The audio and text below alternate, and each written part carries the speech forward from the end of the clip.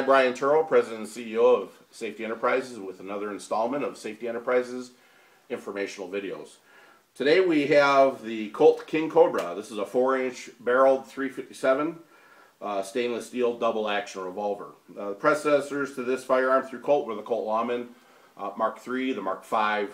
They had a Trooper series for a period of time, and then the last production .357 that they offered was the King Cobra. This gave the Smith&Wesson 686 a run for its money in the industry throughout the mid to late 90s when it was last produced. Extremely durable, very reliable firearm.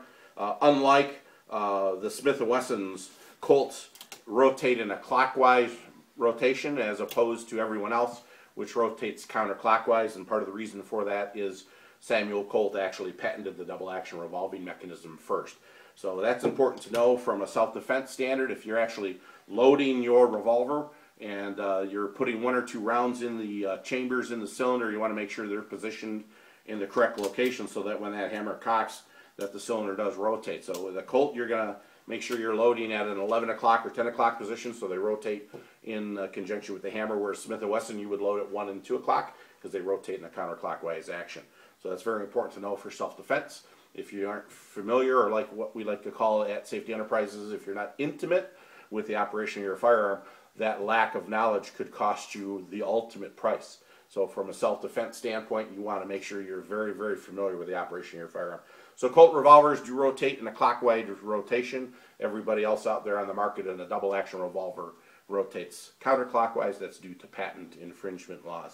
Colt's also cylinder release, which is located on the left side of the frame, pulls towards you. You'll notice serrations on the front portion of that cylinder release. Everybody else, again, pushes forward. And again, that's because of the patents that Colt had on these particular firearms. It's a fully shrouded, underlugged barrel, has an adjustable rear sight. And again, as we know, that adjustment's to compensate for shooter inability.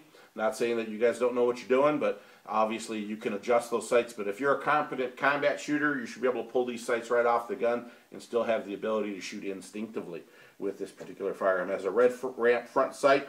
This particular firearm has Hogue wraparound finger grips, which came standard on this particular firearm. It's a 6-shot double action revolver. As we can see, it does have an ejector rod. The crane arm helps the cylinder come out of the side of the frame.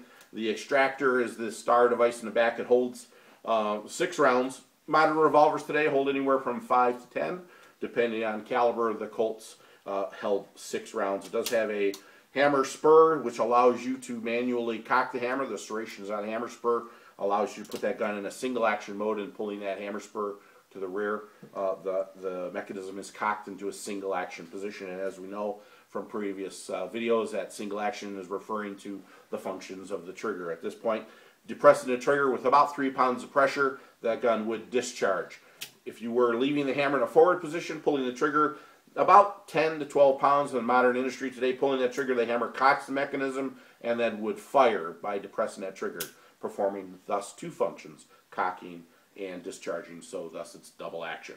If it had a hammer spur removed, or if the hammer itself was totally removed from the firearm, it was an internal striker system like some of the smaller compact J-frame revolvers that are out there from Smith&Wesson, it would be double action only.